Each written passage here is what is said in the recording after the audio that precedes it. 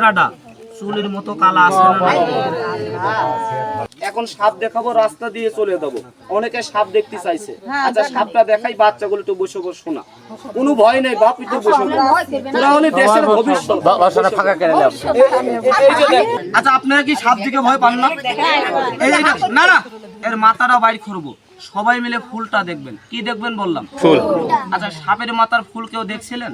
না। মাথা বাইর করলে দেখতে পারবেন, কিন্তু গালে হাত দিস না মা, গালে হাত দিলে নাগিন না না না বাইর হয়ে যা, কারোর ক্ষতি করিস না। তোর মাথাটা সবাইকে দেখাবি আর তোর দাঁতটা দেখাবি। আচ্ছা সারা জীবন সাপ দেখছেন, কেউ কি দাঁত দেখছেন? না। আচ্ছা সাপটা নতুন ধরছি, এইগুলো আপনাদের এলাকার সাপ, এটার কি দাঁত ভাঙছি আব্বা? না। এর দাঁতটা আমি আপনাদের দেখাবো।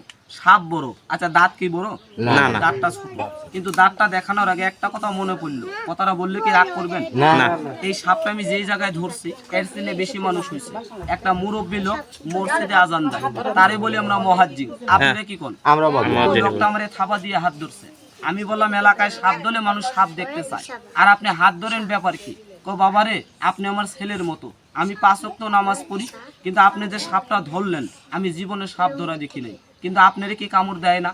আচ্ছা 10 দিন যদি মাছ তরকারি কাটেন, একদিন কি হাত কাটে না? কাটবে। আমারে কই আপনি যে সাপ ধরেন, আপনি কিভাবে সাপে কাটলে আপনি ভালো হন, ওই কথা জানার জন্য আমি হাত ধরছি। আচ্ছা কথাটা কি মিথ্যে কব না সত্য কব? আচ্ছা কেউ কি টাকা পয়সা দিচ্ছেন? মিথ্যে কথা বলার দরকার নেই, সত্য কথা।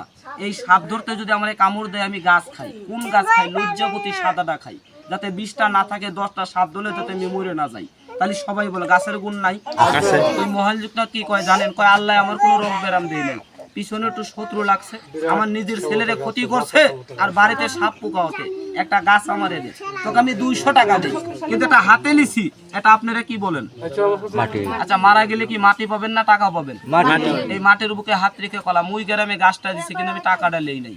আমার মা বলছে যে এলাকায় সাপ ধরবি গাছটা চালে মানুষকে দিবি, যেদিন গাছ বিছে টাকা নিবি সাপে তোরে কামড় দেবে, সামনের মানুষ মারা যাবে, তুই বাঁচবি না।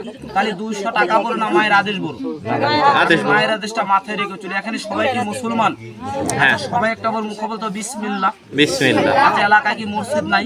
আছে। আমারে না, যেই মা যেই বোন যেই ভাই মসজিদে 5 টাকা শুক্রবারে দান করবি, আমার মনের মসজিদ থেকে লজ্জাপতি গাছ আর ধুতরা গাছটা আমি দিয়ে যাব, তার 9টা কাজ হবে।